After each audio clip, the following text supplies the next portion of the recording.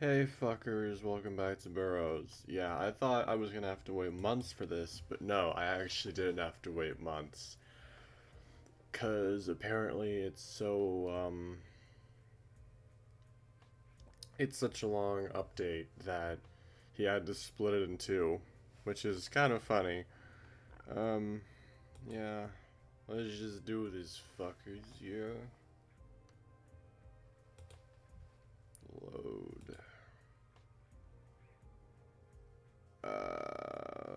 This one. Wish I could have heard it. There's still a time left, right? Because you think you're gonna die. Everything freezes as the creature crashes into us a second time. You know, I get why he cut it in half, but it kind of really ruins the tension when you're forced to, yeah. My teeth slam against each other, and I'm flung into the air, anchored only by my grip I have, by the grip I have on the rail. Mark flies back, hitting the ceiling before falling to the ground. Oh shit. I hear a crunch and hope it's only his glasses. Yeah, I doubt that.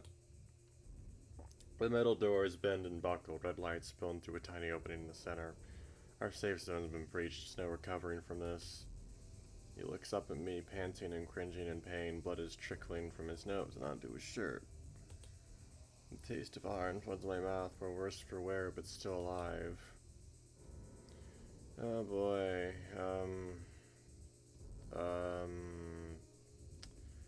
Right. I don't fucking know.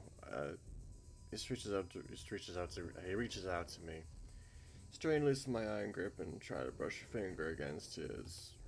And then we're in oh shit. Fuck. His voice is caught up by a sudden drop, and soon gravity loses all meaning. Feel the world fall out from under me before I hear it, the awful churning of metal cables and gears loosening. Elevator is in free fall, lights flicker on and off. Even in this brief moment of terror, my brain finds time to remember Mark's hang time claims back. In the Empire State Building, he was more right than he knew. Sounds straight out of hell deafens my left ear, and we slam to the ground. All the wind is knocked out of me. Our descent grinds to a halt, the occasional creaking from below threatening to start the process all over again. Oh boy, cool. Almost died, I guess. Yeah, this is what happens when you cut something in half into two parts, and then you expect people to wait. They lose the same emotions they were feeling in the moment, and so the events happening are not as emotionally impacting. Or maybe that's just me. Maybe I'm just like that somehow. I don't know. Mark, are you? Elevator rumbles and he shushes me. I'm alright. Don't raise your voice. You're okay. I understand now. Any slight movements or noises could cause us to fall even further. Are you really okay? Even better. Plucks his glasses off the ground with nimble fingers, says any damage that might have been done. Suddenly crane my neck to look up at the indicator above the door and see the needle sitting between 9 and 10.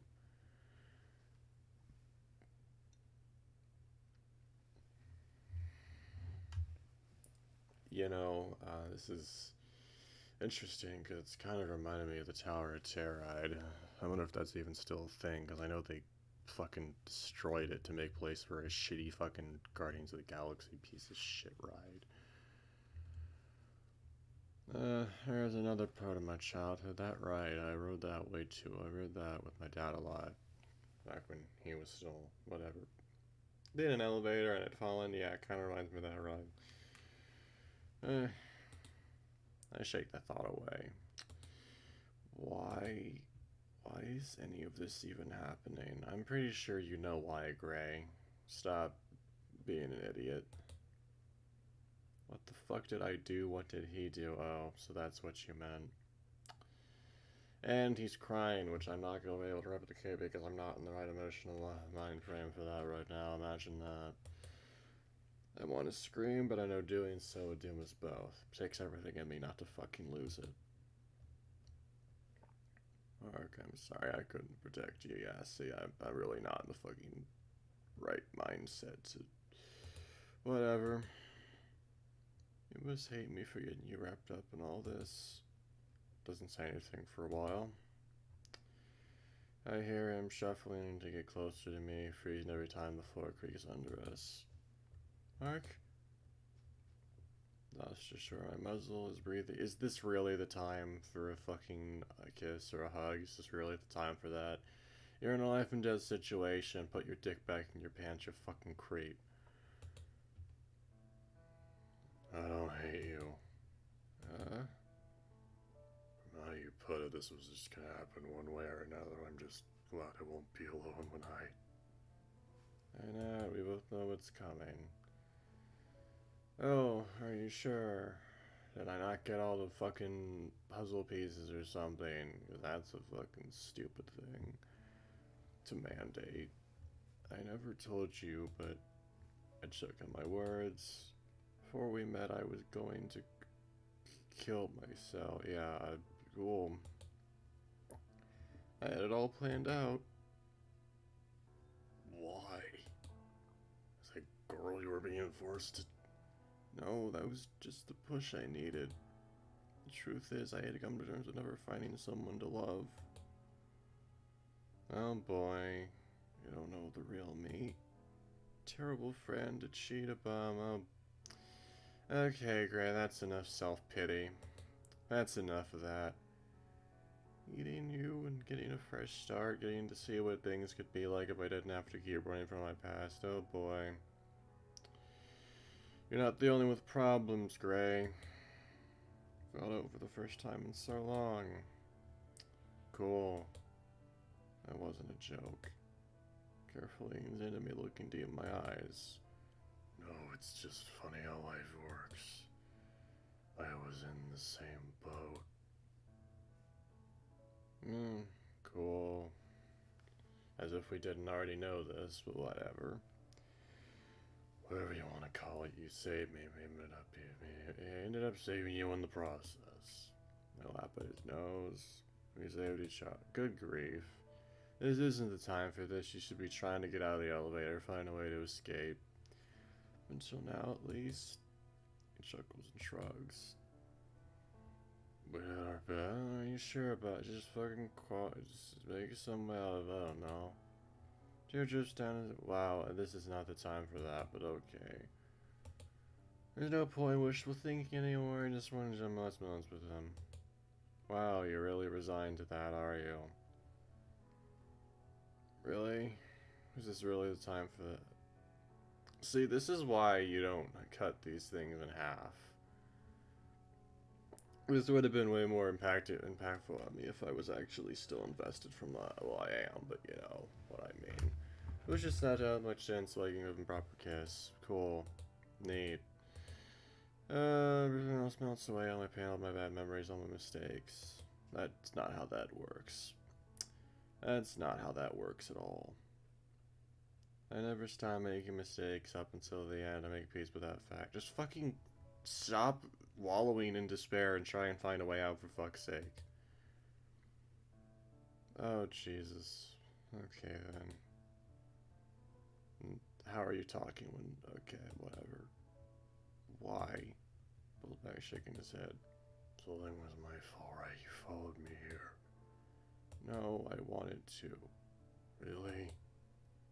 Really? Oh boy, this is... fucking Christ. Right. Start sobbing. Neat.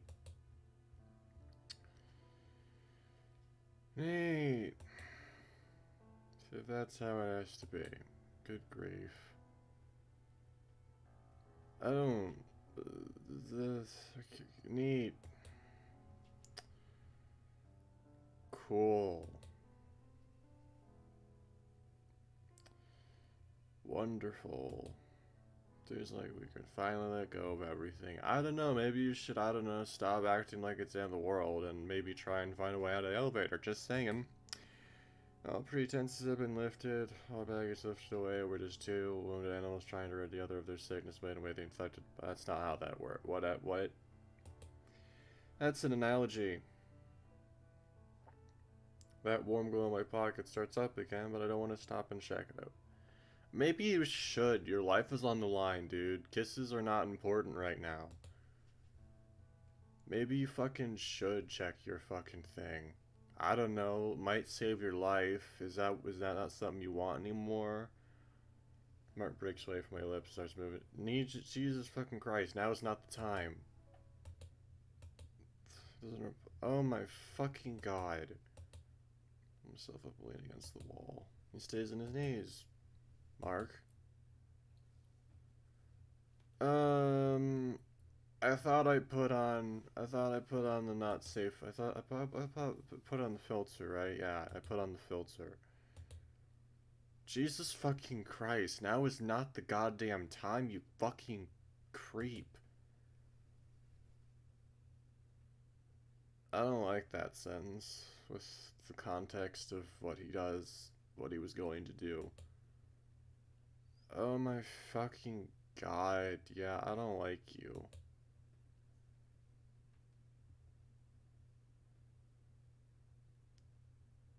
The follow, it's, what? It's not optional for the sake of the It's not optional? Why isn't it optional? Okay, guys, I guess I'm gonna have to pause it to see what stunning narrative insights happened during this scene. Oh no, how dare they? Ugh. I'm gonna be so uncomfy after this because Mark is a fucking creep and I hate him. Wow, I was right. I am so fucking uncomfy right now.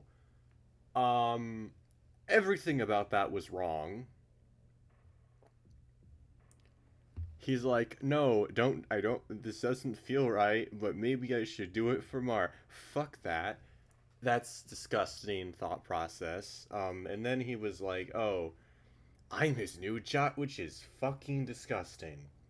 Whatever relationship they had, it must have been unhealthy, but will be better. No, that's not how that works, buddy. That's not how that fucking works. Jesus. And then, of course, he's now feeling bad about it afterwards because, you know, that's how that works, I guess. I don't know. Jesus Christ, this is... That looks... Really, dude?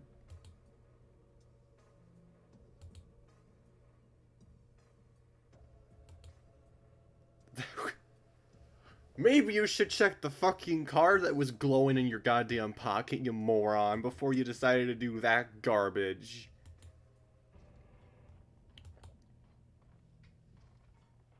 Oh, hope this wasn't important. Huh? Try to shake off the fatigue and look down at what he's holding. It's...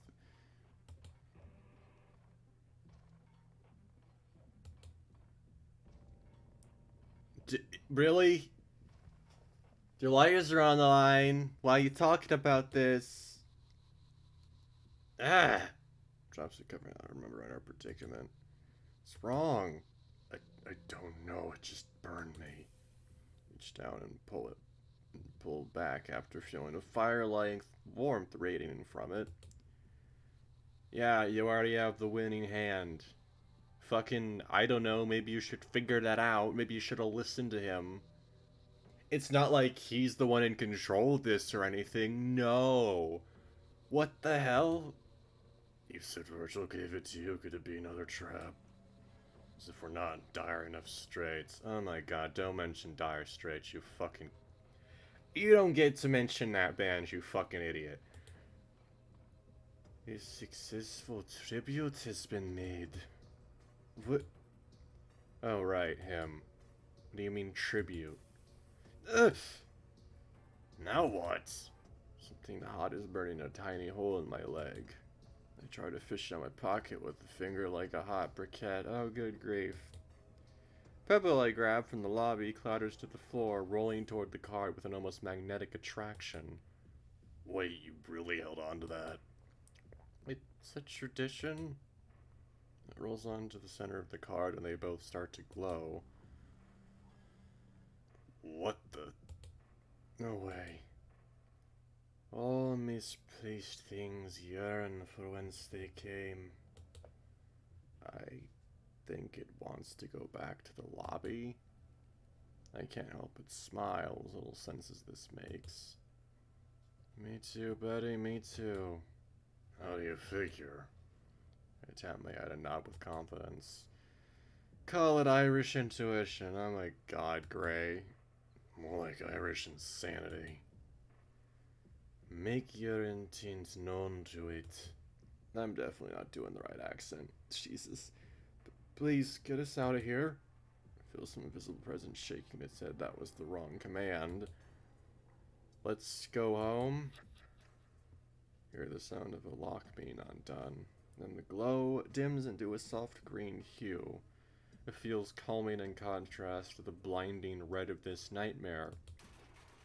Elevator suddenly jerks as if someone was reaching inside to reorient it. Mark and I get flung to the side while the rock and cards stay glued to the floor. I wait, and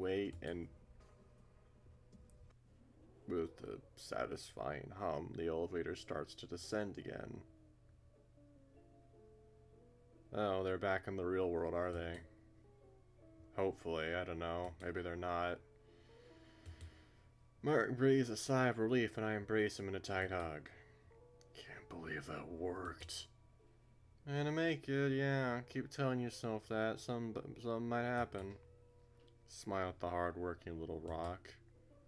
Thanks, I owe you one. Get you back to your home. Mark, too. He's only decided something other than my thoughts. Maybe Mark only felt he had to confess that because we were about to die. They're all who says, I love you after only 3 days. Turn and he's resting on my shoulder looking content. It's crazy. Eh, what is? You're in my mind or something? Oh boy.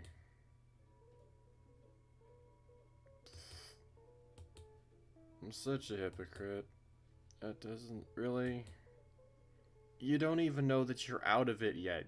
God, you people are way too fast to celebrate.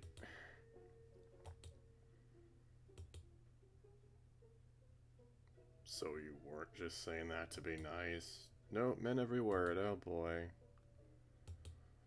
Jeez, talk about... At least you counted the tour I gave you. Okay. We watch the numbers in the dial go down one by one. I can see brief flashes of each floor through the gap in the doors. Most look similar to the ones we've explored, while others are devoid of any light and color. Could they be floors Virgil failed to plan for? Maybe this was the route he wanted us to take after all. Our peaceful descent is suddenly interrupted by a bump underneath us as the elevator comes to an unexpected halt.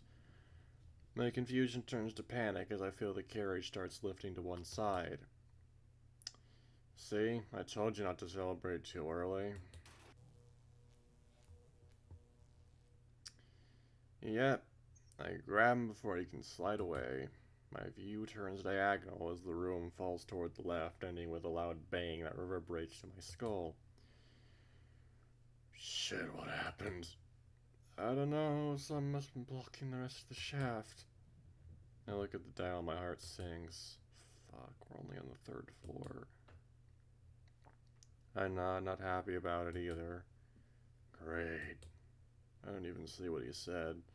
We dust ourselves off and carefully walk over to the doors, but they refuse to open automatically after being warped. Mark grabs one side and I take the other, pulling with all our strength until the gap is wide enough for us to slip through. Put out the card and Pebble, not forgetting my promise. Alright, let's get this over with. Grab his hand and squeeze, feeling more confident than ever with him by my side. Right. We exit our metal prison and emerge into a hallway with only a single gleaming light in the distance that provides any sense of perspective. You don't think one of these other floors have a flashlight, do you? Possibly. Wouldn't matter if we died before getting here, though. He nods, gulping nervously. Oh man, I don't want to lose you in the dark. Doesn't have to tell me twice. I grip him tightly and let him lead. Oh boy.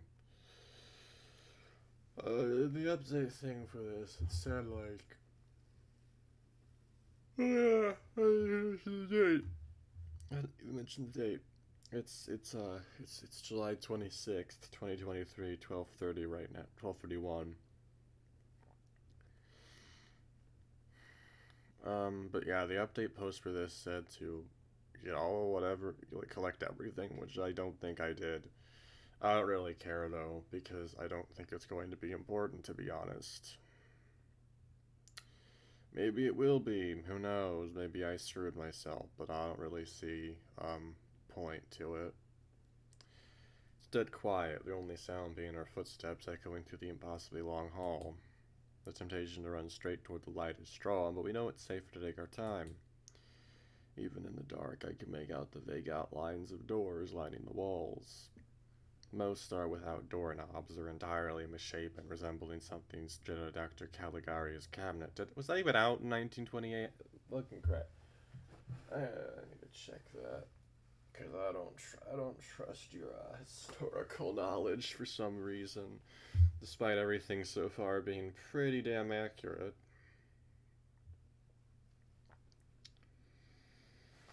I'm a bit of a doubter when it comes to people just telling me things, so yeah.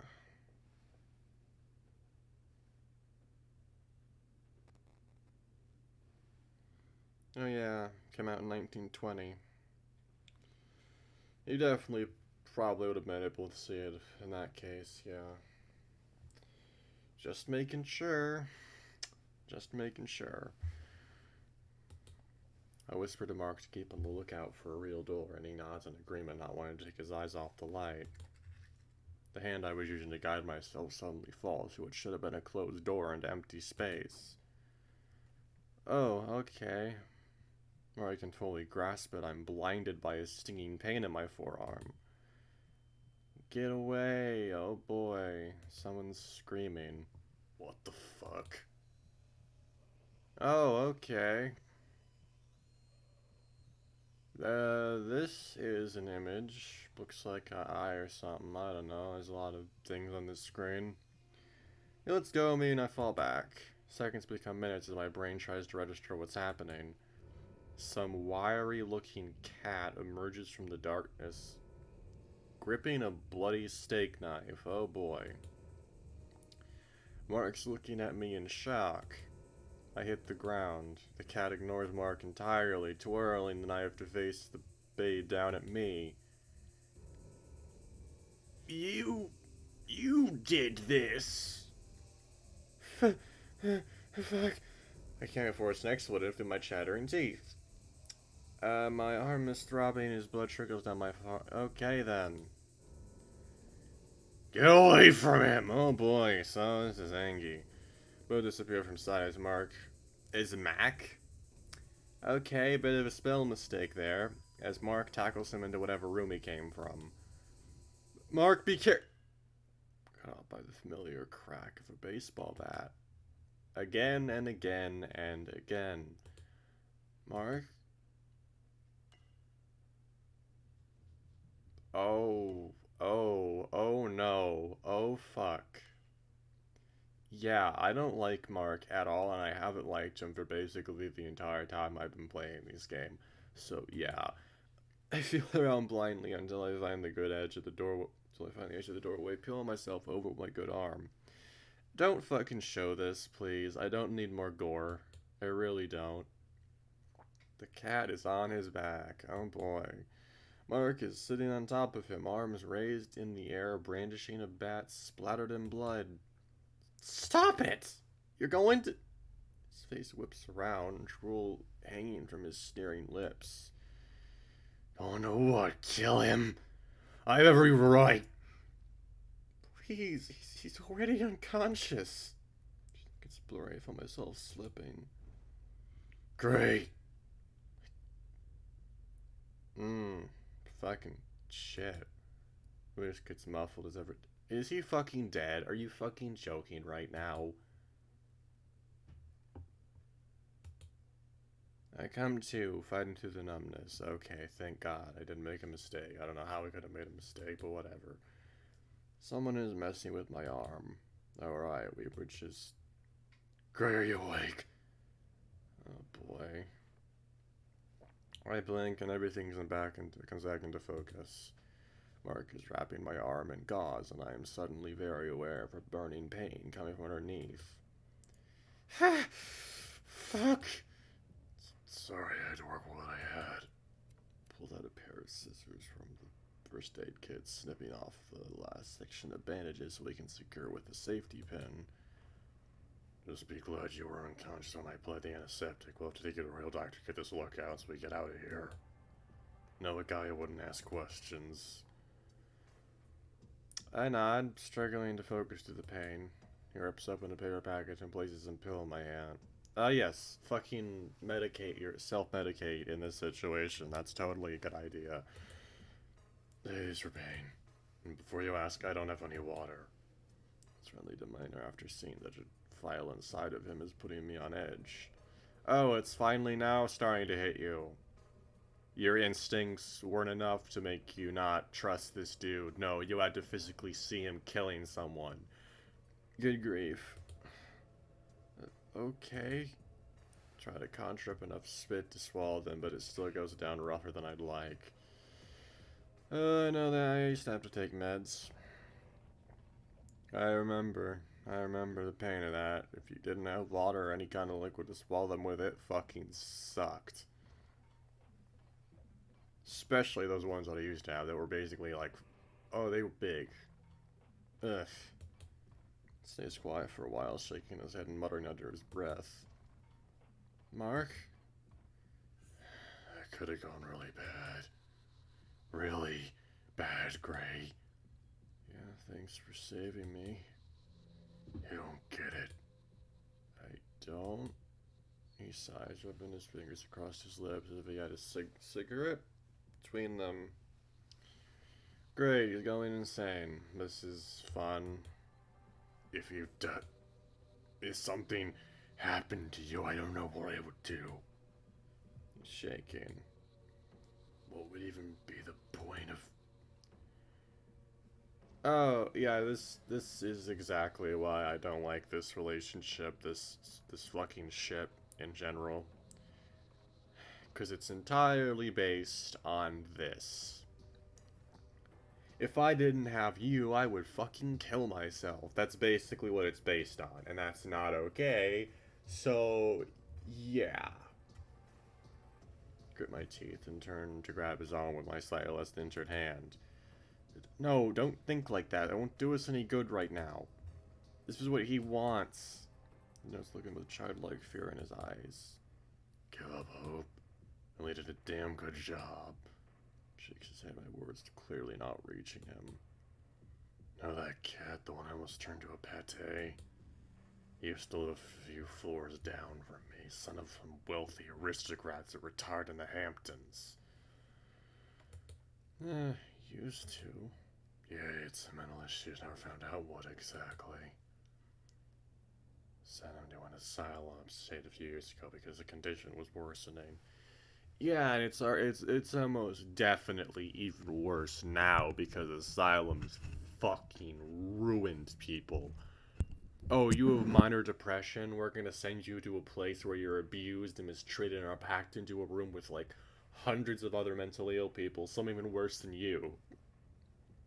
And somehow that's supposed to make people... oh my god. Fucking disgusting.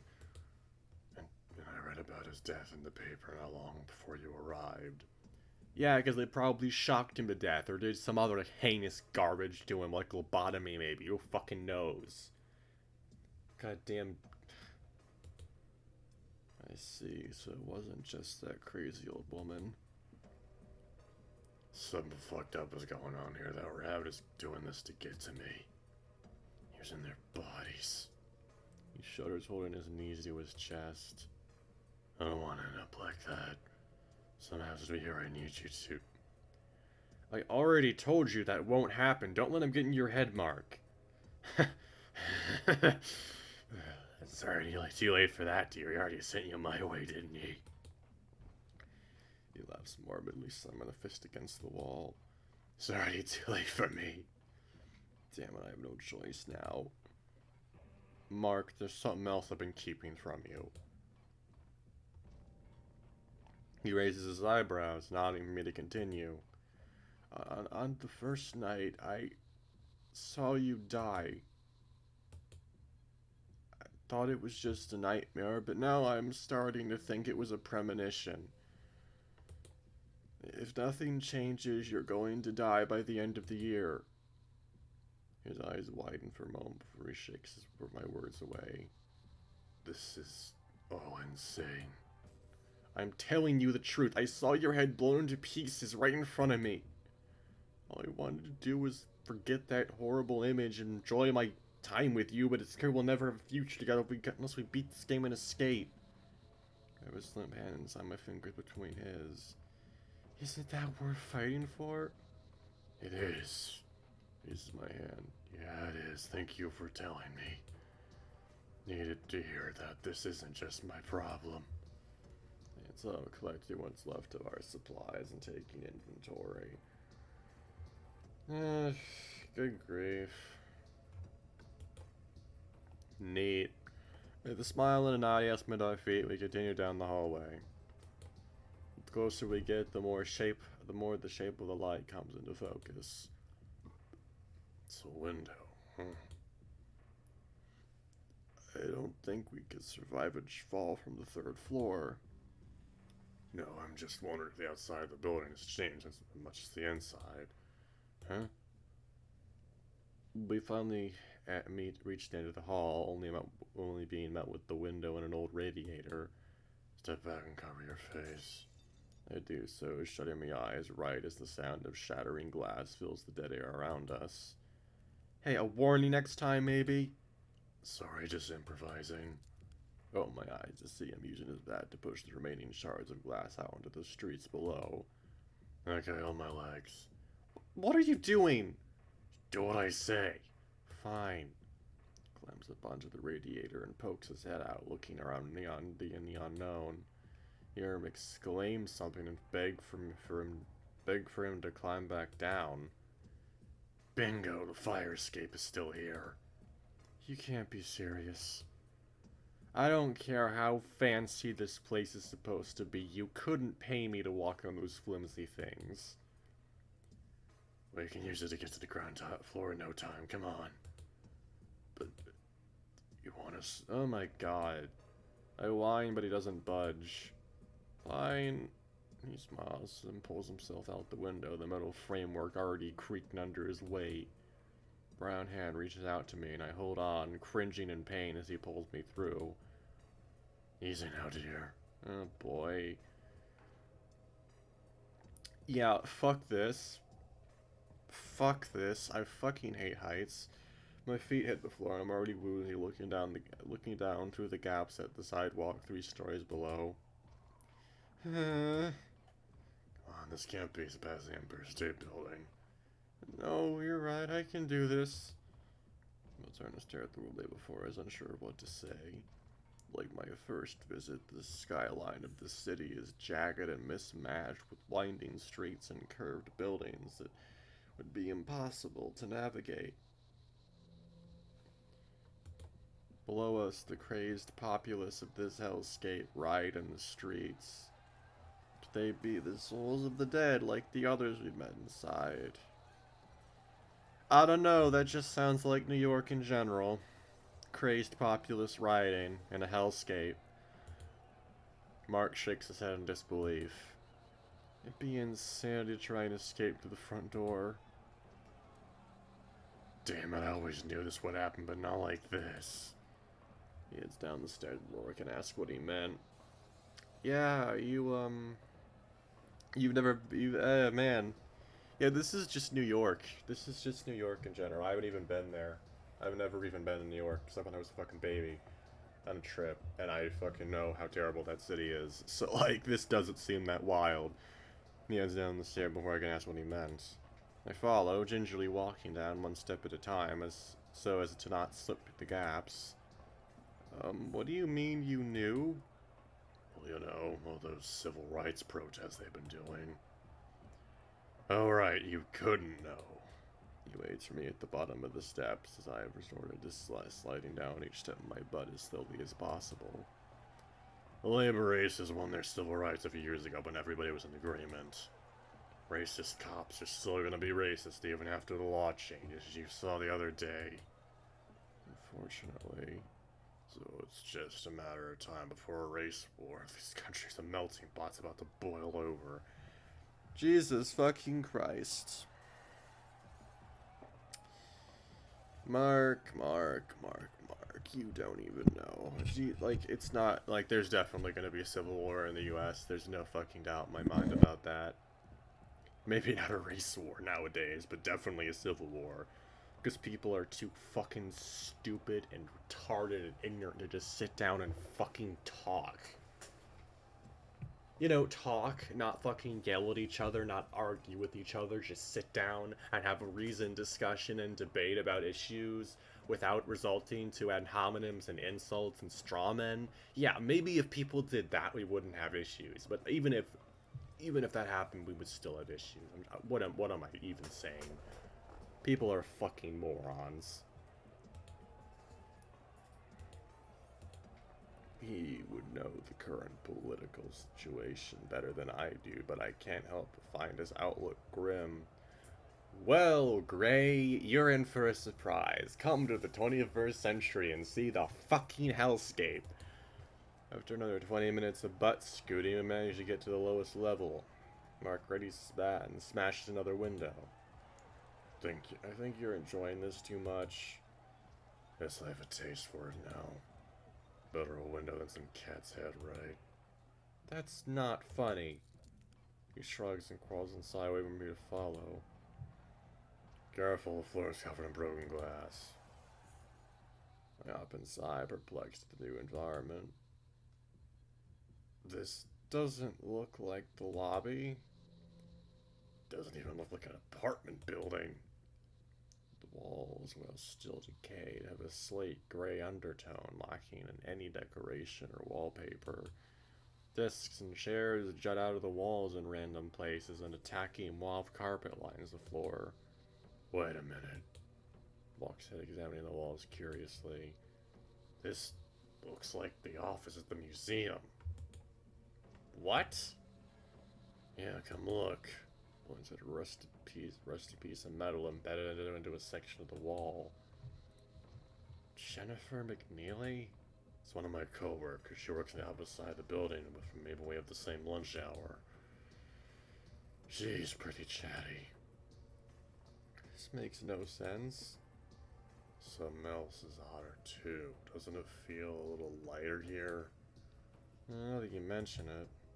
I go around, that heavy oppressive air from the apartments is now gone. Things are less red, too. I think that's a sign we're on the correct path. Ah, of course. Don't let your guard down yet. Benches bed and smiles devilishly. Wasn't planning on it. Let's keep going. Oh, boy. Fucking Christ. Jesus. Ugh.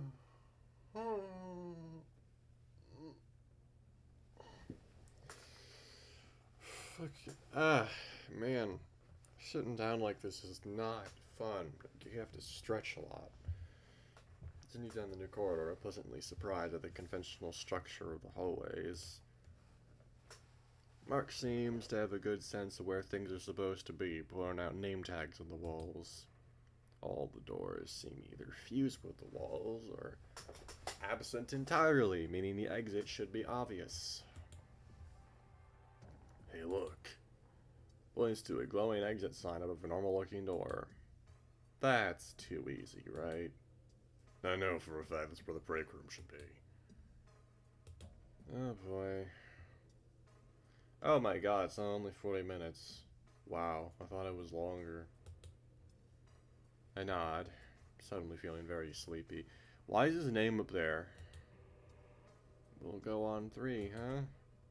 He just opens the door. Looks safe. Son of a... What happened to being cautious? He shrugs. You feel it, don't you? There's nothing to hurt us here. Take some advantage, opportunity, and rest. Is this a fucking save room? Is this a save room? Oh my god. I love this now. Man. If I'm in the room and I'm pleasantly surprised by how spacious it is compared to the cramped hallways we've just journeyed through. If I were only shown this room in a vacuum, I would assume it to be a totally unremarkable office space. There are neatly arranged desks and rows of cabinets full of files. A sudden metal screech behind me makes me jump. I turn to see Mark pushing some of the heavier desks in front of the door we just entered through. What are you doing? Blocking off the exits, a little extra security, if you will. I nod, already yawning. We didn't really sleep much. I guess we were on an adrenaline. I'll bet he wants us to get sloppy right at the end. We don't give him the satisfaction. Won't, not don't. Jesus, I keep messing up. Oh, good God, it is warm outside, apparently. As if that's even a surprise in summertime.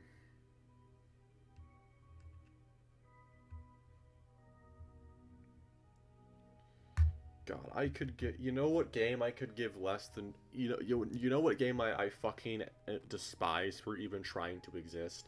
The Silent Hill 2 remake. That game is going to fucking suck. And it genuinely pisses me off. Ah yes, let's take one of the greatest survival horror games of all time. One of the greatest horror games of all time. And do a shitty remake of it, because of course. That's all we can think of doing nowadays, huh? That's all they can think of doing. Fucking shitty, retarded remake after remake that always pretty much suck. Oh my god. I mean, RE4 remake was pretty good, but it didn't even hold a candle to the original. I'm sorry, it just didn't. I curl up on the carpet. It's much softer than it's right to be. Come. Finishes interlocking some chairs together before him lying next to me, pulling me into his arms. Oh great, more lovey-dovey bullshit with a fucking creep. Not as nice as my bed, but it'll do. Better than your couch. No way. I know, I just did not to get complacent, but... Chuck was seemingly bashful the first time around me. Oh, good grief.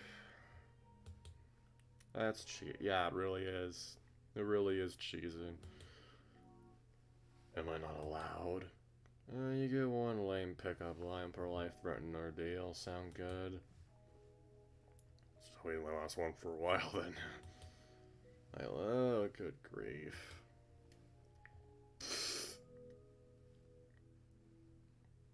Stay away from the boy. I nod and let the AC feeling take me. Oh boy, dream time. He told me as I fall asleep. It's a strange sensation. I know I'm asleep, but I can see us lying there. I can see him watched over, making sure I'm asleep before he allows himself the luxury of being tired. His devotion protecting me, even in a place like this, I can't help but find a romance that blah blah blah. For the first time all night, I feel safe. Neat. Fascinating. Gray. Gray. Oh boy. Someone calls out to me through the darkness. My body is numb, unresponsive. You're so close, Gray. Don't give up. Wait, that voice. Simone? Oh boy. Energy is fading. Come find me in the yellow room. Oh boy. Is that supposed to be a Twin Peaks reference? For fuck's sake. God damn it. Simone, are you here? What the hell is... Something metal clatters to the ground next to me, and I jolt awake. Huh? Didn't realize to focus, but I see an axe. Oh boy. Oh no. Here comes another freak show. Get away from Gray. I'm telling you, I'm not... Who is this? Oh, is this Simone? Is this Oleander? I look up to see Mark brandishing his bat. The other person is holding it between their palms. They grab it mid-swing. Wait, is that Ollie? Mark, stop! Huh? Yo, gasp when I stumbled on my feet, still feeling faint. Are you alright, lad? Did I give him a Russian, or... I think I gave him a Russian accent last time, yeah. Mark pulls the bat free, holding high above his head. Explain yourself now. Don't do it, he's the one I told you about from yesterday. Who? The one who helped me and Simone escape the sewer? Oh, him. He sighed, seeking to cease his attack. Was he actually looking forward to a fight?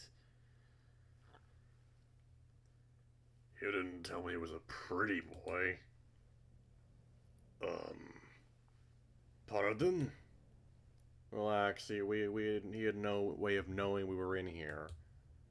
To be fair, he cut down the door with an axe. I mouth a what at Ollie, and he just shrugs. Regardless, time is of the essence if we want to find the girl. Alright, Simone. The girl? Oh no.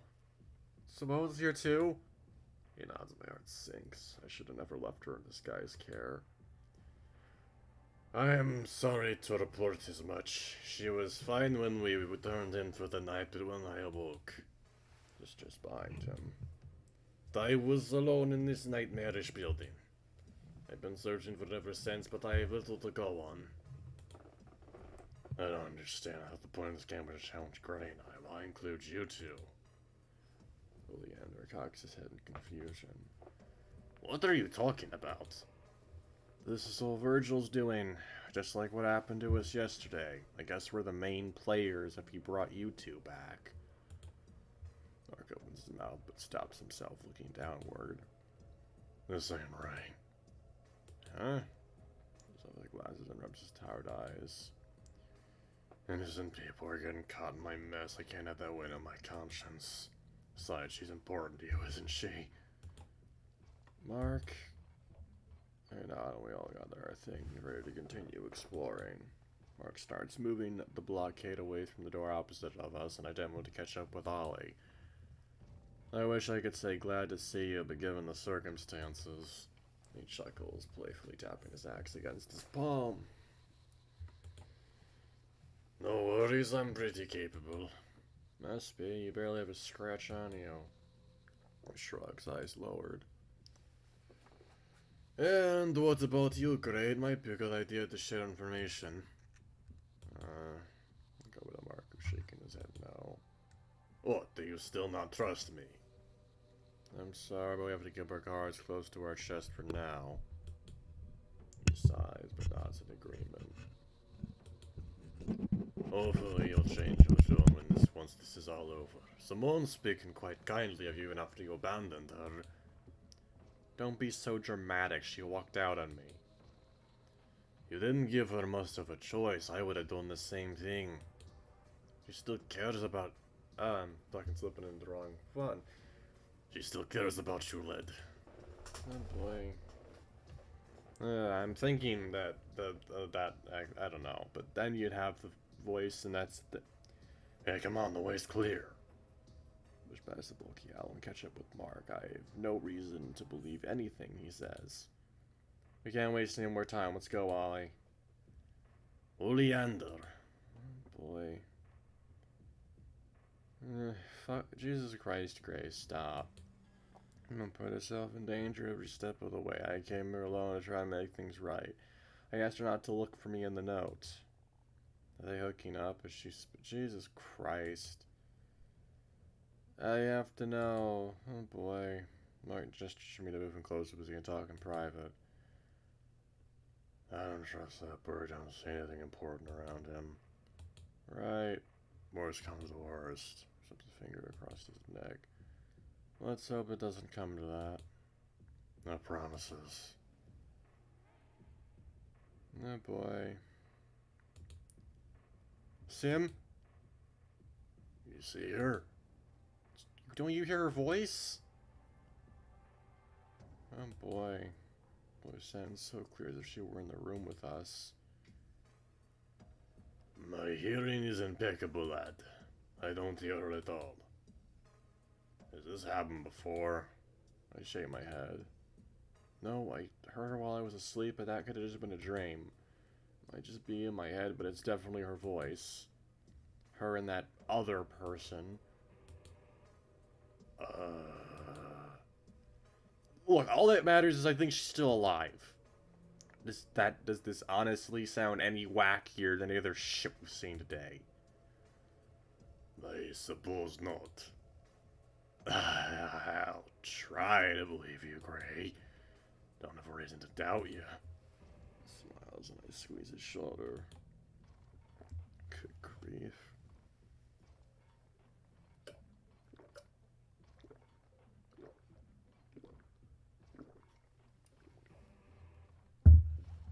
What? Excuse me. I'll prove those doctors wrong. Maybe Grandma wasn't a loon after all. We'll follow your lead. Oh boy, here we go. I nod and try to single out where her voice is the strongest, though all I can hear now is her slow breathing. Whatever she is using to contact me must be putting a drain on her. I don't think she's ever used her gift this way before. Practically sounds like she's breathing in my ear, and I turn a corner only to find a dead end. Rats. You really should think about how you use that word. Don't your kind eat them, owl boy? This is why I don't take jobs this far back. What? This is why I don't take jobs this far back anymore. Okay, Mr. Time Traveler. Speak up. There's nothing. Are those ridiculous ears just for show? Why, you... Can you two knock it off? I'm trying to listen. He apologized and finally shut up. These two were going to be an issue. My shoulders slumped. This can't be it. Unless... Do you guys see that? I believe so. Put through a line of demarcation on the wallpaper, tracing it with my finger. Looks like a door used to be here. No, not used to be. Ollie, can I borrow your axe real quick? I flings it over and I angle the tip like a knife, cutting along the line until the paper starts to peel away. The yellow room. Ah, of course. I see. Why would someone try to cover up a door this way? Perhaps it's something not even the creator of this place wants us to see. She's gotta be behind this door, there's no doubt about it. Just as I thought the door isn't locked, we all nod and push it open, gasping at the strange sight before us. Twin Peaks reference, please. Okay, never mind. No Twin Peaks reference. Damn it. This room isn't like anything we've encountered so far. The garish, bright yellow wallpaper burning my eyes. The space looks unfinished, with no paneling covering the ceiling and exposed wiring hanging down from the lights.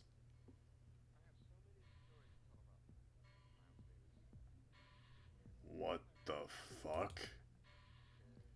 Be prepared for anything. Yeah. Nothing feels out of the ordinary, yet though the constant buzzing coming from the flickering lights is grating. Right, fluorescent lights. Yellow wallpaper. God damn it, Nico. You could have done any reference. Any reference, and you with the fucking shitty backrooms garbage. God damn it. You could have gone with Twin Peaks, which is arguably one of the best shows ever fucking made, but no. Shitty backrooms reference, everybody. The room is nothing more than a hallway with 8 doors on either side of them. Nothing in particular stands out about anything. Jesus Christ. I am getting severe flashbacks to a dream I had when I was 6 years old, which was basically me in a hallway like this. Man, that's, it's seared in my memory because it gave me the fear of the ocean, something awful. Where do we even begin? Should we split up? Ollie looks at me expectantly and I choke on my spit. No, that's way too risky. Power in numbers. Correct. Ray, can you hear voice count any of the doors? I went to the center of the room and listened intently. Nothing. I don't hear her anymore. Shit, did she pass out? Let us hope, considering the other possibilities.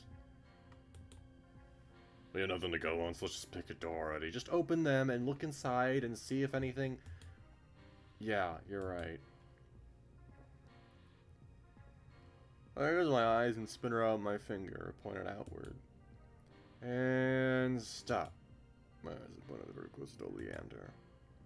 Then through there we shall go. No, just open the fucking door. Look through it, see if it looks interesting, and then, I don't know, open the rest. Opens the door, we follow him inside. You fucking morons. Oh, god damn it. Oh, okay. This is interesting. We collectively sigh as we walk into an identical room. What is this, Scooby-Doo? Well, was that out in the 60s? No, that was not out in the 60s. That came out in the 70s, right? The original Scooby-Doo, I'm pretty sure, came out in the 70s. I have to make sure of that, though, because I don't want to get my facts wrong. Stupid fucking garbage notifications I don't give a shit about. Go away.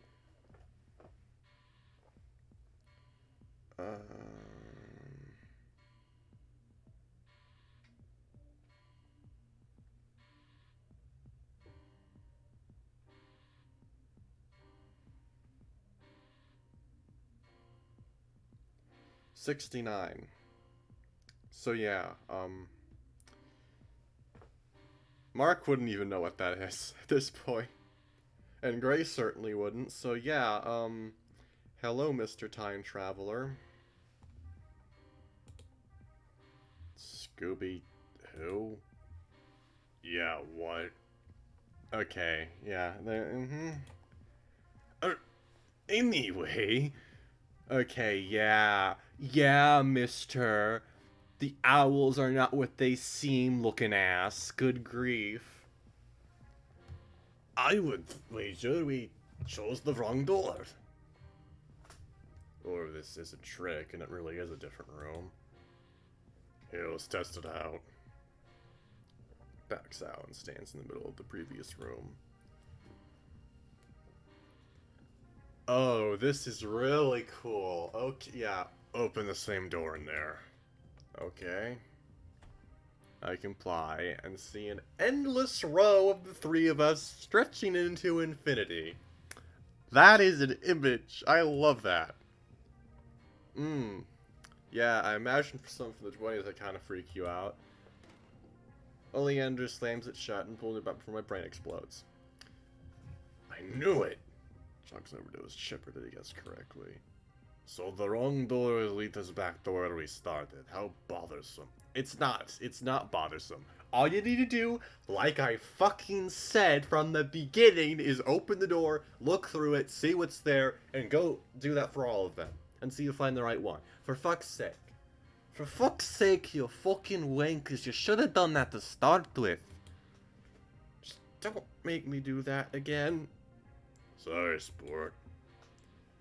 Alright, let's keep at it then.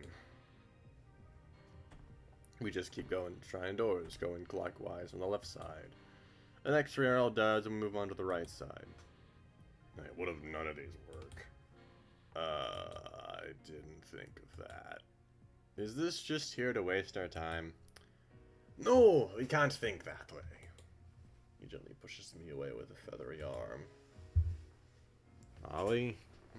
Yeah, this dude is almost certainly A time traveler. I want him to drop more pop culture references that neither of these two would even know about. Sorry, but could you do me a favor and leave the room for a moment? I need to try something alone. You have to be kidding. Please, this might be the only way. Just swallow my pride and tug at Mark's arm. Let him at least try to help. We leave and close the door behind us. A bit further, please. He's really trying. Come on, for Simone. He rolls his eyes and walks into the hallway. We don't hear her peep out Ollie, so it must be an adequate distance. And now we wait. I could tell he caught on that I was suspicious of him. If he chose to find the exit without us, I wouldn't put it past him. As long as he keeps Simone safe. Maybe he's better for her. Certainly more handsome. Jesus. Okay, you may come back now. I jump out, we race back to the door and find him standing in the middle of the room. What did you even do? He taps to speak, smirking at me. Your friend here will recall that I have a very keen sense of smell. Once I had a good idea of an individual scent, I shan't forget it. I recall Simone wearing a very distinct perfume when we first met, and I recall that I figured I could track her that way if she's unable to speak. Why didn't you just tell us that? One, I did not want to offend by suggesting your odor would get in the way. Does it? Oh yes, you stink. Ouch. Reason number 2. The second reason being I too am wearing a cologne and needed to remove my clothing to avoid the smells being mixed together. Oh. But I can happily say that the sacrifice to my comfort was not in vain. The scent is coming from beyond this door. Taps an knuckle the one right behind him. That's amazing. Good mahogany chuckles pat me on the head. You can thank me after we found her. It grumbles behind me. Right. Jump off him and go back to Mark's side. Didn't I tell you not to get too chummy? You did, but he kept his word. What happened again? He goes to the back and follow him to the next room. Oh boy. Not clear what to expect. I grab Mark's hand and let him leave. Oh, it's a chessboard. Well, not an actual chessboard, but, you know, the rook, the knight, the bishop, the queen, the king, and the pawn. The room is slightly worse for wear. Hair is damp and the walls smell of mildew. Chilling on my leg as I step on a soggy carpet while Mark and Ollie seem unaffected, despite being barefoot. What do you make of this room? There are less doors this time and it smells like shit. Very astute. Oh look. Was over their store and pointed a symbol engraved on the wood. What's that supposed to be? It's crude, but I would say it appears to be a castle tower. Wow, do you guys not know chess? This store is one as well, a horse's head. Wow. Wow. No one in this room knows chess. Oh, I get it. They're chess pieces. Finally. He points at each door, listing them in order. King, queen, knight, bishop, pawn, and castle. It's rook, but whatever. Rook. Whatever, man. There are both black and white versions of each door. Ugh. Shall we assume that choosing the wrong door will yield the same results as before? It's always possible. So we've gone from monsters to solving riddles. Okay, I guess we just have to pick randomly again. What about Owl Boy's smell trick? Turnout is already holding his beak and looking woozy. Apologies, but the stench of this room is quite overpowering. I don't think I'll be of any use this time. Darn, did Virgil adjust the puzzle on the fly after we solved the last one? Random, is it? Yay. Wait, there's something on the wall. It appears to be a stone plaque. On the wall, 6 chess pieces are engraved. Along with the poem underneath. What poem? I don't see that. What does it say? Clear my throat and recite the poem. Oh boy, we are truly in Silent Hill. I love this. God fucking... Oh my god, this is perfect. This is like Silent Hill 3 puzzles, man.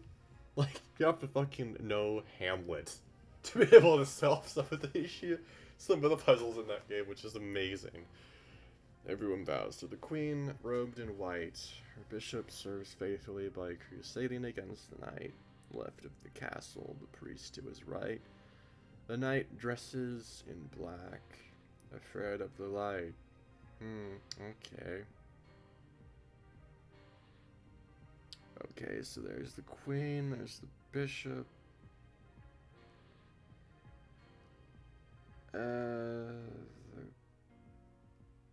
Wait.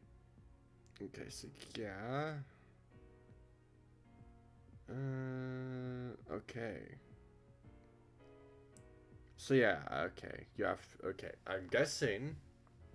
I don't know. I'm probably wrong about that. I don't know what I'm thinking. I'm just trying to figure this out. The true. Oh, okay. There's more of this. God damn. The troops of kingdoms both dark and light revolt against the Queen of Night. The King of White murders his friar and accuses his knight of being a liar. The Kingdom of White fears the Queen of Blackmoor. Under the cover of night, she hides a secret door. Her personal guard waits towards the west, hiding in the shadows at the castle's behest. Only the loyal knight is given the key, keeping it safe from the infantry siege. The two kingdoms then clash, leaving death in their wake, who held the key and made their escape. Oh, fucking... God damn it! Oh my god.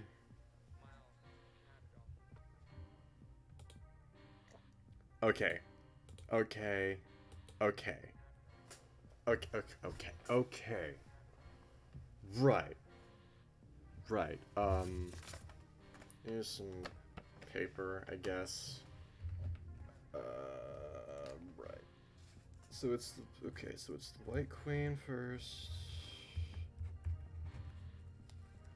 I'm just doing this because, right, and, White Bishop. You guys are,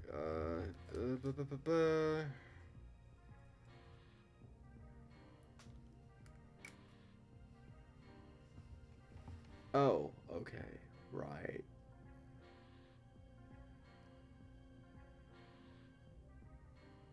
Wait, what?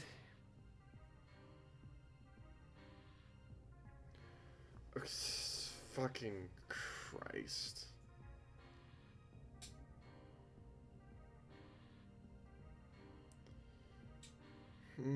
Right, okay. I am fucking stupid. Right. Okay, so it's...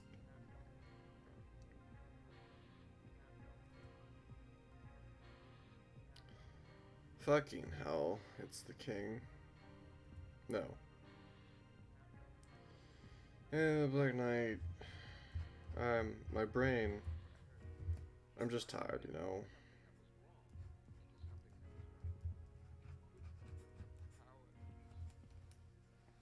Right, okay.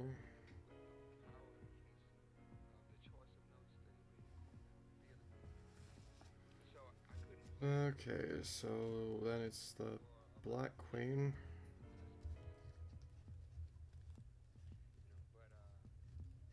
Unless I'm fucking this up and I'm not actually understanding this.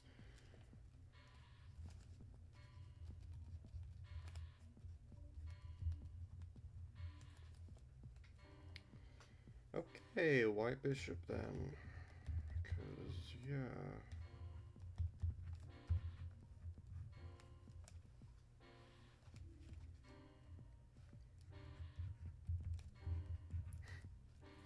Oh, that's funny, White Knight. Yeah.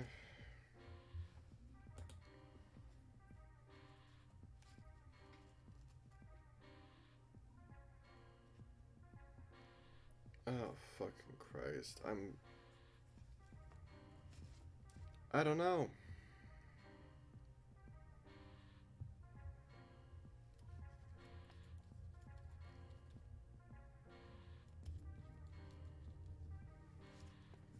Okay, so that's a knight. Okay, a black knight.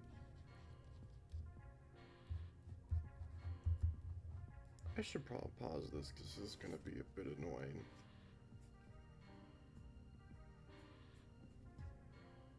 Maybe I think that's...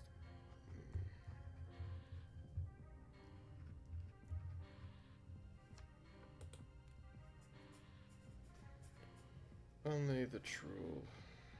Is this even what I'm thinking is? Only the truly loyal knight is giving the key. Okay, the loyal knight? Then, this isn't that kind of then, right? Who held the key and who made them escape, right? Okay.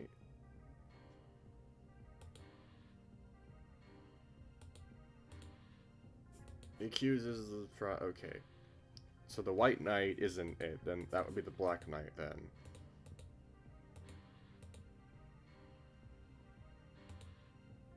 Right?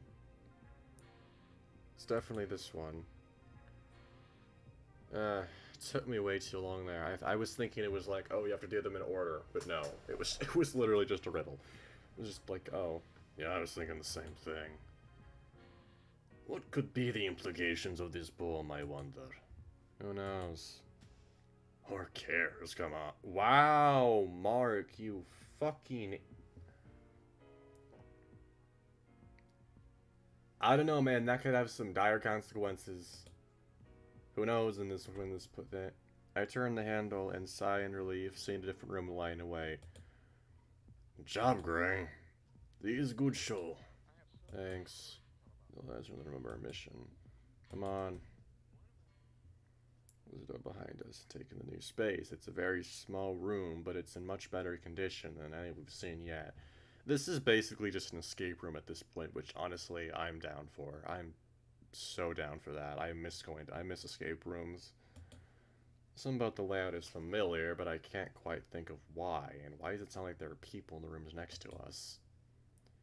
Boy, look! Oh boy. Oh, there she is. Simone! She showed up on the couch, her clothes drenched in sweat. I should have tried to shake her awake. She's cold and clammy. Oh, and it's me. We made it. Please wake up. Wake up. Wake up! Oh boy. Pulling back his tears from down my face. Go down. She's still breathing. She's unconscious. Could she put herself into a trance or something? She never explained the details of how her gift worked. This room seems to be safe enough, and now we have to go. Perhaps we best rest a bit and let her awaken on her own. Yeah, you're right. She's worked hard to guide us here. We need to recover before we can keep going. I'm guessing that if I had chosen to stay with Simone, there would be Mark in this room, and we'd have to find him or something. I don't know. I'm just guessing. I collapse onto the floor, feeling all the stress I had built up start to melt away. Barricade the door with the rest of the furniture in the room, and we each take a corner. I should rest, but my thoughts are racing faster than I can deal with them. What comes after this? How much longer will he keep torturing us? How much longer will we keep going without food and water? Not to mention our sailor down at this rail. Mark and Ollie have been at each other's throats since they met, and I can't guarantee you their safety. So powerless. If only I could understand how that magic trick in the elevator worked. Maybe I could use it to protect us, or... Oh. The little body sat on the floor wobbles for seconds before coming to life, rolling its way towards the door. What the devil? Could you open it a crack, Ollie? I promised I'd take it to the lobby, but it seems to know the way back from here. I see. Very well. He just detangle the furniture and pulls the door up ever so slightly. Pebble makes its exit, almost seeming to stop and acknowledge Olive before rolling out of sight. Somehow that's the weirdest shit I've seen yet. I don't know, I think it's kind of cute. We have very different definitions of cute. I suddenly hear a moan to my left and spin around to see Simone twitching. Sim! Oh, finally roused is she? Curled over and eagerly waited as her eyelids started to flutter. Simone, we're here. We followed your voice. Craig? Yawned, stretched her arm before looking over and cuddling the pillow.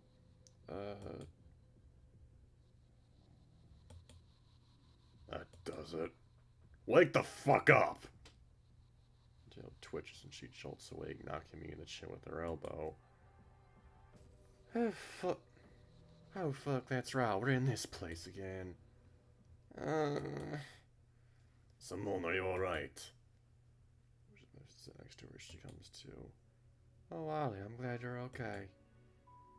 Scared me off to death. What happened, dear? Dear? They seem awfully close. Craig, I don't think I ought to find this place. So, this is that mock person you were telling me about? This is the mock person you were telling me about? Nice to finally meet you, ma'am. No need for formalities, just Simone is fine. Goes around, examining intensely. Sim? I guess I kinda get it. A little too old for my taste. Excuse me? Yeah, now's not the time, Sim. Sorry I couldn't help you more, but something here is suppressing that power. Power? Can someone please explain something for once? She hesitates, face going flushed. She looks away from us. It's alright, Les. We've seen. Okay, yeah, he definitely is supposed to have a different accent. Jesus. It's alright, lass. We've seen enough queries to last a lifetime tonight. Whatever you say, say it. Alright, so basically, give her a thumbs up and she cracks a smile. Ever since I've been a little girl, I was able to hear what people are thinking. Not full-on senses or anything, but I get a general desire, their wants and desires. General sense of their wants and desires. They have a crush on someone, their fears, that sort of thing. It was scary, hearing what people think about you, especially the people you trust. Taylor on herself like a security blanket. And sometimes I'd see things too. People. What sort of people? Dead ones. Them. Tightened my jaw, remember the day she trusted me with that information. My mama knew about it too, said it ran in the family. And her mama took her to some voodoo witch doctor to get it sealed away. Thought I could handle it, but once I got to a certain age and man started noticing me, it became unbearable. So this quack did some hoodoo and it went away. She scowls at him and Oleander holds her back. Not a quack much, she was a priestess, a mamba. He told me it wouldn't be a permanent fix. So all this triggered it to come back. She nods, still exhausted. Yes, but it's never manifested like this before. I mean, I was never able to project my thoughts into Gray's mind. It's referred to as telepathy in science fiction. It's referred to as batshit insane if you ask me, but there's no other way we could have made it this far.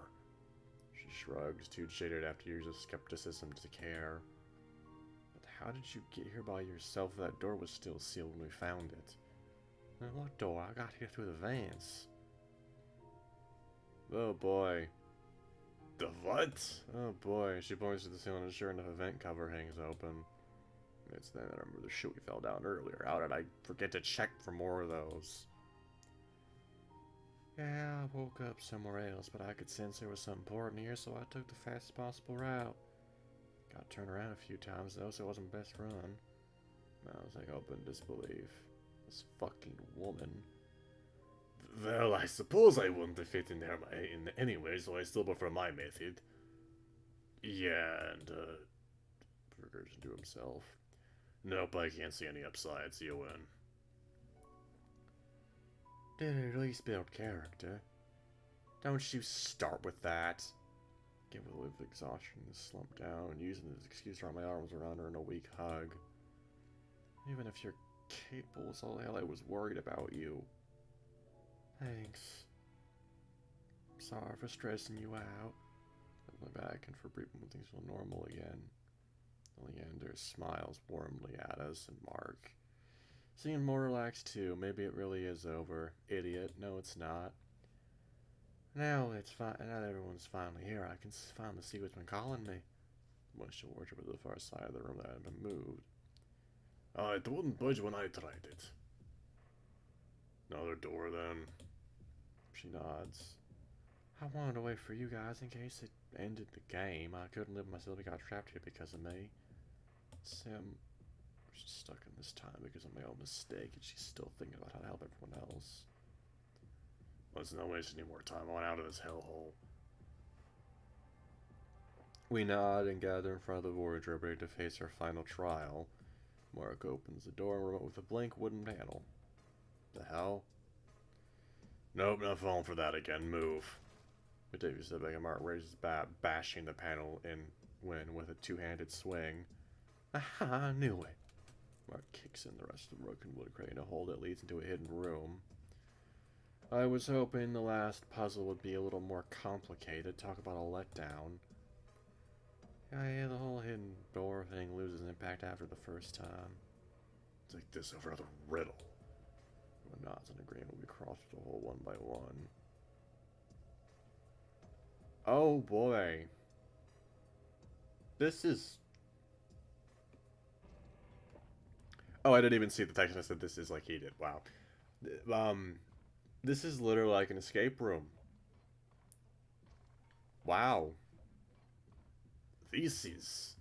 None of us know what to say. Someone had a field day decorating this place. Walls are covered in mad ramblings, painted in garish colors.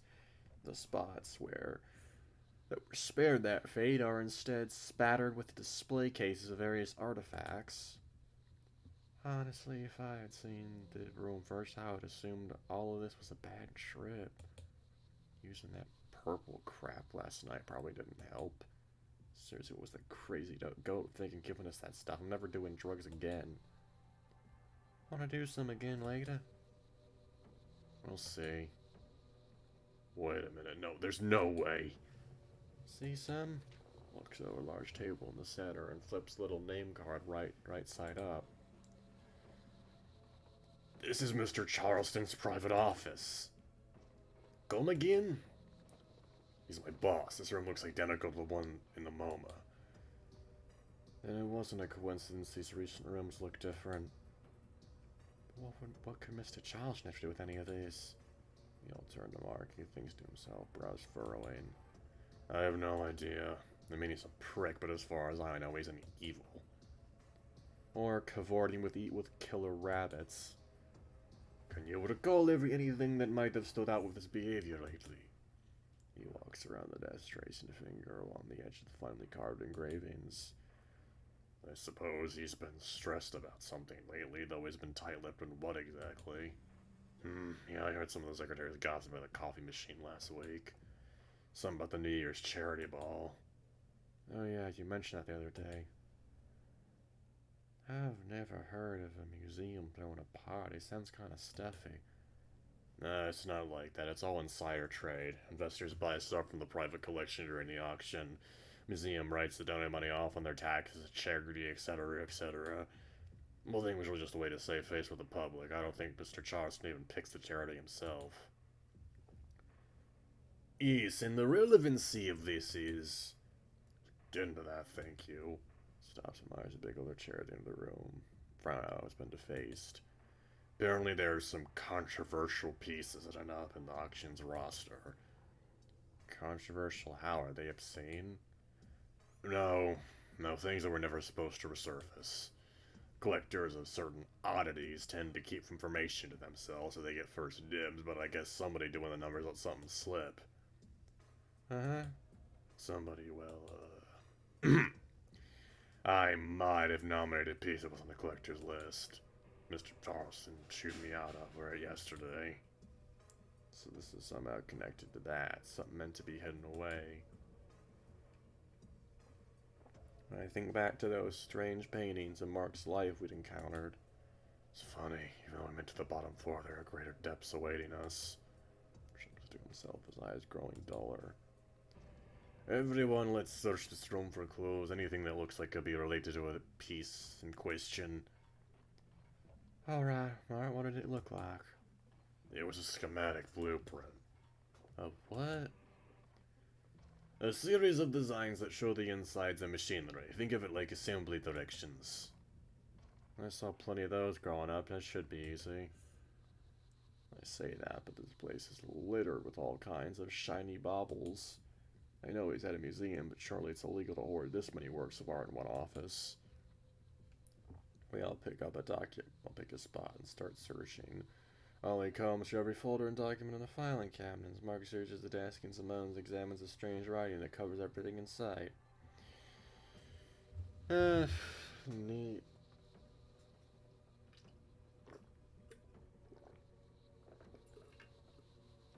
Some of the writing doesn't even look like it's English. Or maybe that's just me being an idiot. That leaves me with the task going over the display cases. Every single display case. The longer I stare, the more intimidating this task feels. Why did I volunteer for this position? Maybe I should see what the others have found so far. Check on Mark. Go over to Mark. He's carefully examining the various documents scattered across the long oval table. Yeah, you made any progress yet? Not really. Most of this is junk. Grabs a pile of papers he's already sorted through. Overdue bills, bank statements, payroll. All those are money related. Maybe the museum is having financial issues? Oh, it definitely is. I just don't know why these would show up here, why Virgil thinks we need to see them. Oh, I want to suspect that Mr. Charles is connected to this nightmare. I hardly control myself around him as it is. This is trembling. I give it a gentle squeeze. Take a deep breath. Slide and breathe in and out a few times. Thanks. It's nothing. We're too close to the end of it. Let's give it our all. Right. Let's stop at a particular document buried under a pile of bills. Interesting. This is a ledger for items at the charity ball. A few of these are circled in red ink. So weird about that. That wasn't his voice. You wouldn't know it being from the past, but when you make a photocopy of red ink, it appears black. So basically an inferior duplication of the original document. You nod, scan over the paper. Right, anyone ordered a copy of this would be none the wiser. And whoever made this must use red to signify something important about these items. Is this the schematic you circled? Yes, along with a few other innocuous items. Seriously, what do any of these have in common? Schematic brass plates from somewhere in Europe, an old wooden chest. Maybe it'll all come into focus when we find that blueprint. Wasn't that your job? Half awkwardly getting the hint. Yeah, I'll get back to it now. Good luck, sugar. Oh, good grief. Check on Oleander. I sneak over to check on Ollie. You stand in front of a cabinet marked A through M, coming to a manila folder, one document at a time. Hey, find anything useful in those files? Shakes his head angrily, stuffing the file back into its corresponding drawer. Honestly, this is duller than the paperwork back at the Bureau. And that would be the Bureau of... Nice try. Darn. I appreciate how fastidious these clerks are, but I doubt information this mundane ever needs to see the light of day again. Ouch. I'm sure there's some use in there. Even if there is, it would take several lifetimes to sort through all of it. I can think of enough better uses of my time to fill a book. He says that my eyes dripped over the accordion folder labeled B. Can you pull that one out for me? Indeed. Flicks out the counter like he used tissue, and drops it in my hands. Wow. What do you think you'll find in there, lad? I don't know. Sometimes I just see patterns and things after hearing certain words. Book, bee, etc. Oh, I believe that's referred to as apopnea. It really is a living encyclopedia, huh? Whatever it's called, it's got me where I needed to be plenty of times, even if it's random chance. I find something. My finger stops over a name I never thought I'd see in a place like this. My old surname. None of this is random. What makes you say that? Remember, we're in a game designed by Virgil. Every set piece has been purposely created for us to explore. Pull out a blurry photo of someone taken without their knowledge. And for some reason, Mark's boss has a photo of my father filed away. My word. I thought you went through these already. I might have skimmed. Ollie. Oleander, and I don't assume every pulse I see is related to you, Gray. See why Mark didn't trust this guy. He knows a lot more than he's letting on. Well, now that you've done my job for me, you surely have enough time to finish your original task. I'm trying to think of a rebuttal, but I got nothing. Good luck, lad. We're almost at the finish line. Oh boy, that's actually weird. Because that implies that there's some sort of connection between all the time periods, which... it'd be fun if there was. Look over to Sim. She's traced along one of the brightly colored words strewn across the wall like graffiti. Yeah, you find anything yet?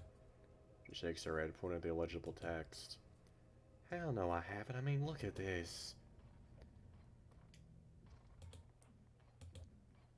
Yeah, that face is all style, no substance, not to mention the inconsistent sizing.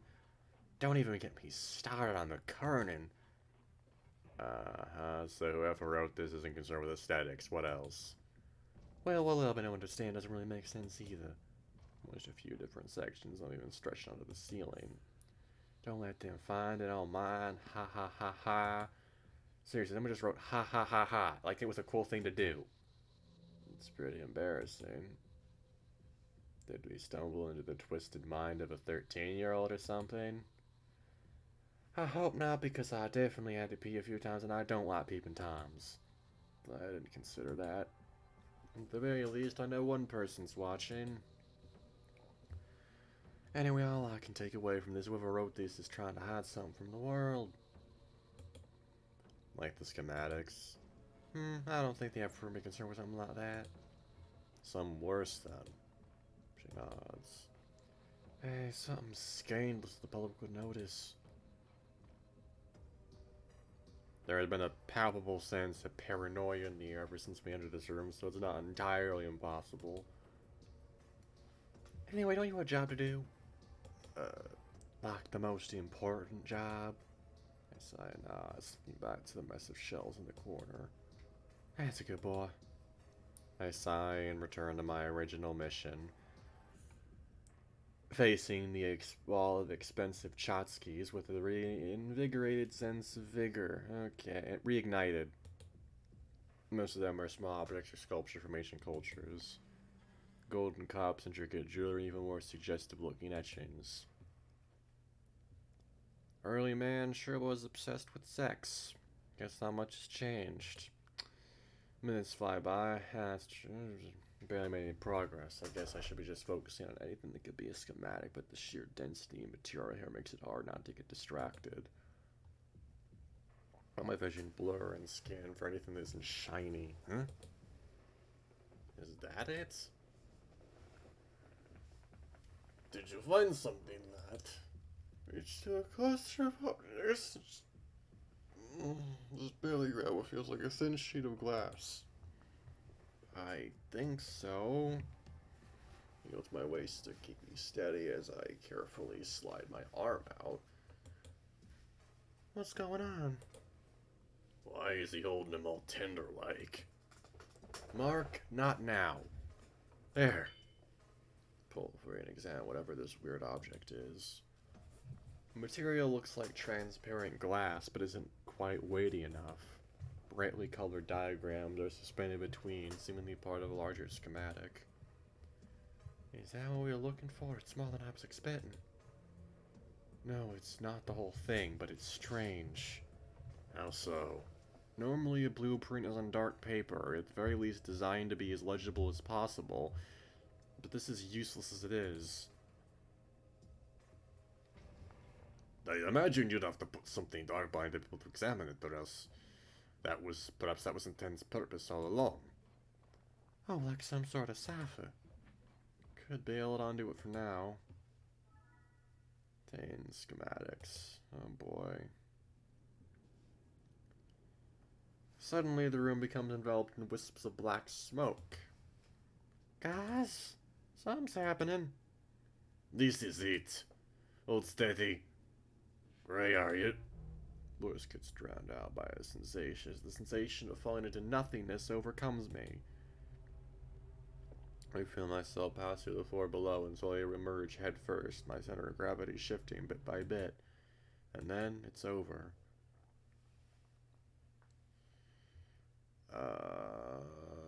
Hello? We all stand in the office, blinking as the light of a setting sun hits our eyes. Simone's knees give out and Oleander holds her up. Mark leans against the desk, holding his chest. Take a deep breath, let it out slowly. Keep waiting for something to drag us back. The clock on the wall ticks for another 5 minutes without anyone saying a word. You may have made it home alive, but how long will this peace last? Mark clears his throat, and we turn to face him. Do you suppose we should head home? The thought of going back to that apartment makes my stomach turn, normal or not. Sorry, that probably sounds stupid. I don't think Virgil would strike again so soon. After all, we completed another of his games. Oh yeah. You seem to know quite a bit about this Virgil fella bird. Oh boy, he says, "Oh yeah, I'm sure to get between them as Simone holds me back." Start talking. I know what I know, that's all. Lies are on the line, damn it. I am well aware of that, dog. However, I'm not at liberty to discuss my findings with civilians. Well, you're only making it worse. Just pass me and box Oleander on the beak. My what? My friend. Look, from what I understand, I was doing his best to help. There's gotta be a good reason he can't tell us everything, right? Nah, deserving to speak with just from a moan. Whatever, I'm not aligning myself with anyone I can't trust. I don't need your help. Don't want to put anyone else in danger either. Just leave me alone, all of you. Mark, come on. We're willing to do whatever it takes to put a stop to this. All we're asking is... So he's holding his head and growling in pain. Oh boy. Why, you're in it too, is the way you're defending him so fiercely. Mark, enough. Let's just... Knocking the door breaks it down. We all have our breath. Mark, are you in there? You know Charles is off limits. Lauren? Oh shit, that's right. This is the real world version of the museum. The door and gasp upon seeing our disheveled state. What the hell? Who are all these people? Why are you in your underwear? Is that blood? Lauren, listen to me. Nods, gently closing the door behind her.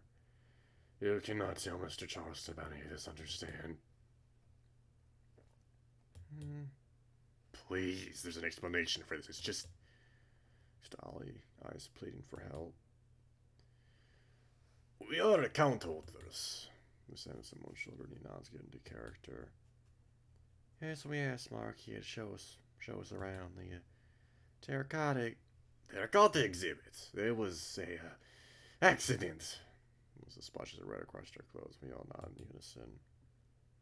Yes, we were just needing to make sure we got it put in business, okay, kids? Completely our fault. We'll handle any damages. Okay. Wait, isn't that the guy from yesterday? Oh, I was there when the accident happened to get my account for the records. Very thorough. Oh, nabs her foot impatiently. Blaze. You know what? I don't even care. I don't even care what you and your coworkers get up to in private. I really don't. You could just be honest with me. Sometimes I actually care about keeping their jobs, and I can't keep making excuses for you. Jesus, my battery is almost dead. Jesus Christ. Wish I could, but... No, you're going to listen to me, Lazarus. He stands in as he gulps and nods. Work my ass off to get this high up in corporate. Do you know any other women work in my department? There are no alcohol-eating parties and sleazy bars, no hookers and smokes with the boss. Just good old-fashioned work. And then you come in on the recommendation of some private gallery owner fresh off the heels of your esteemed college career, and I find covering myself for your shenanigans every other week is humiliating. Lauren, I'm sorry. Me? Sorry? You're sorry! He's holding back tears. Just get the fuck out of here before Mr. Charleston sees you. I'm talking about to the charity ball. On my plate, I can't get involved in your mess right now. Right, of course. Follow him out. Let's get out of here. We shuffle as good as we can. I can't even imagine what must be going through her head after catching us like that. Mom looks back one last time and they lock eyes. Some sort of recognition flashes across Lauren's face and she waves goodbye. What was that? Solidarity? I feel like I should apologize. I'm not sure what I did.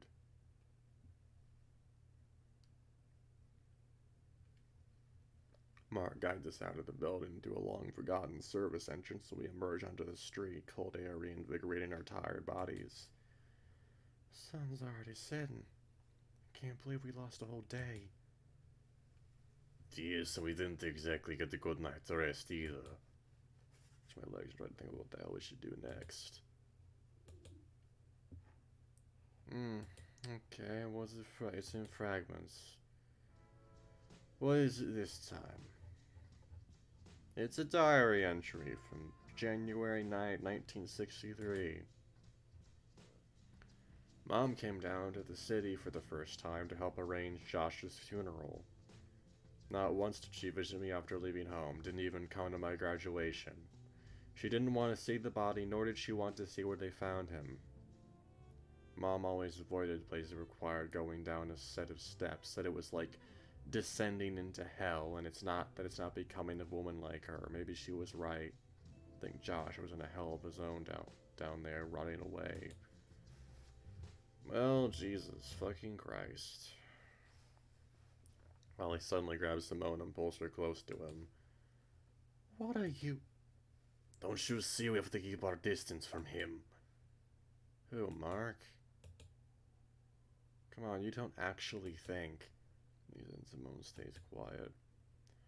I've been keeping my thoughts to myself, but we can't afford to keep taking risks if we want to escape this game.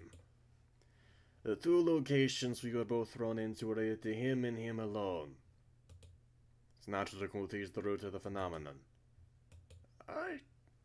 I saw the portraits, Mutt. Wait, what? I saw the portraits, Mutt. Okay, then.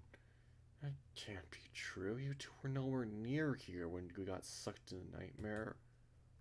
Don't bat me up. Cray, now I'm getting angry. I don't want to think it's true, but after what I've seen, I have to trust Oleander. My job was to take you home, not playing this some sick game. How could you say that? Mark, help us look for you. You really going to abandon because of one stupid theory? Right. But not abandoning him, I simply cannot continue my research with the constant threat of being involved in another game. It is true that we weren't nearby this time. However, it only worsens my outlook and that the radius of his influence is massive. Could be the whole city for all we know. We're not safe here. This is ridiculous. I'm not giving up on him.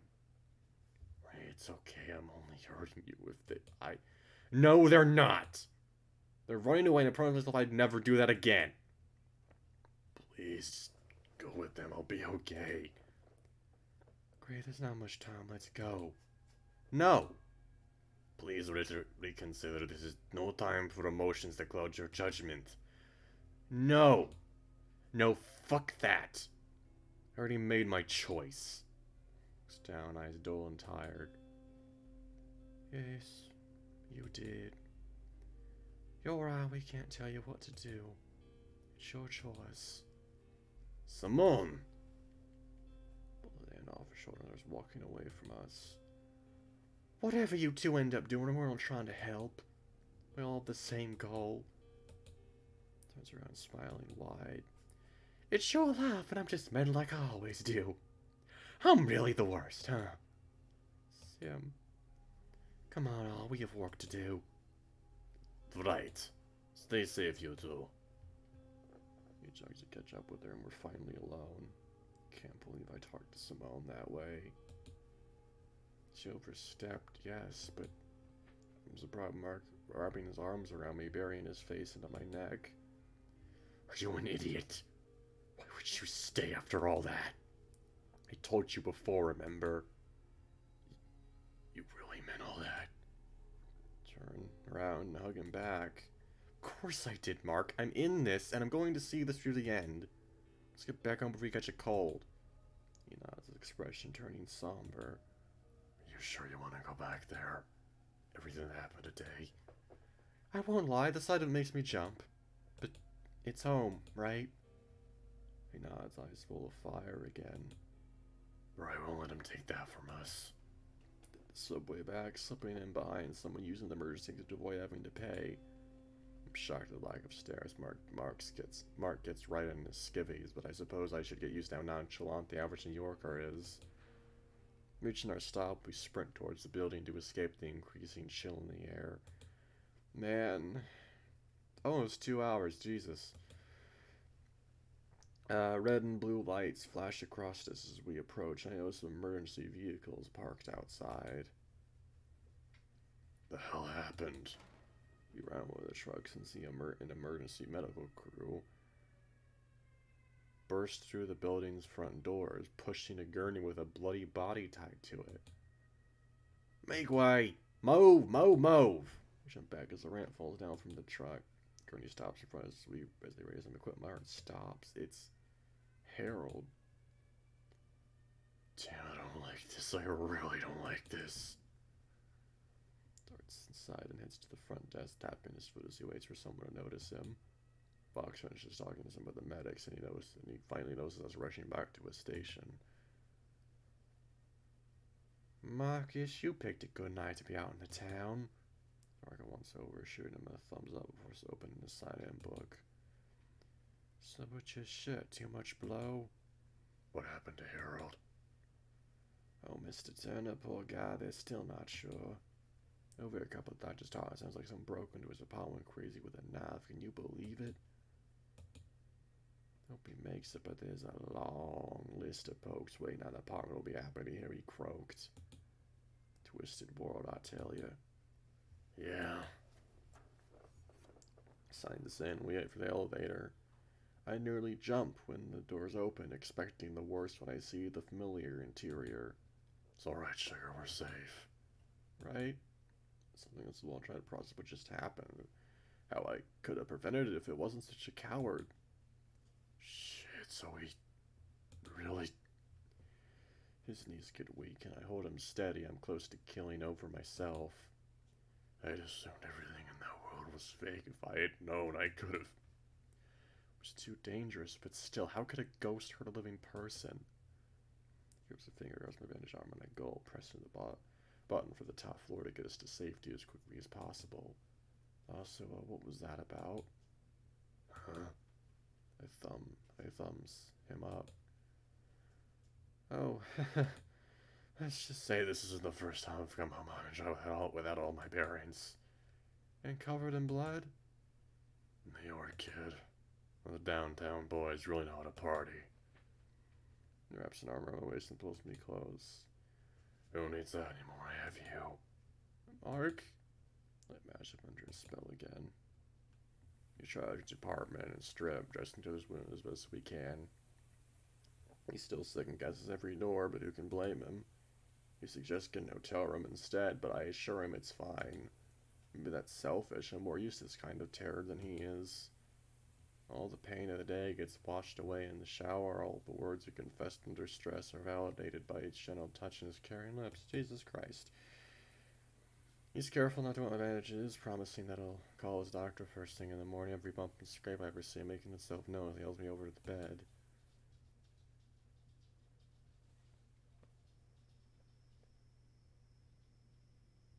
We lay down, but neither of us are very tired. We just stare at each other, trying to guess what the other is thinking. Green used the sight of a naked wife. Jeez, smiles, prideful as my eyes cast over his body. But you find me so attractive, I don't feel very sexy right now. Neither do I. I usually don't. Can we just talk? Sure, what about? Still brought up the photo of Josh. No, I had more stress and of an already shitty situation. And keep it to myself until I know we're safe. I don't really care what, I just feel like we're supposed to. He strokes my chin. This is what happened in the elevator. Sort of, I just want to make sure it wasn't some sort of mistake or that you felt you had to. Said it because I already felt that way about you. I couldn't exactly bring it up or about you thinking I was crazy.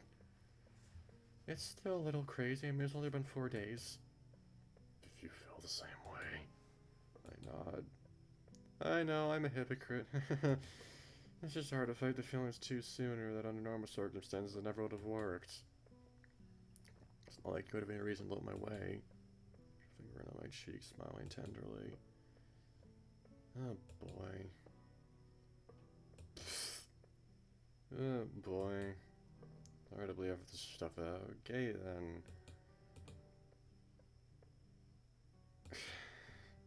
Jesus.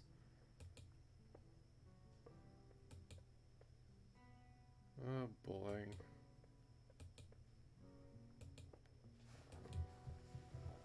Whoa, yeah, it's a question, alright. Survive, yeah. Against that, that's a good question. But way to face him. We're gonna survive. We'll beat Version, live a long, happy life together. Do whatever it takes for that to happen. We both deserve to be happy. Yeah, we will. Came up with a plan, actually. Yeah, do tell. Jesus fucking Christ. Okay. At least the fucking sensor bars are there. He sits cross-legged on the bed and I sit up to match. Think about the bird was saying. You said we can't trust him, right? He nods. But I think what he was saying about me being the cause of the game is true.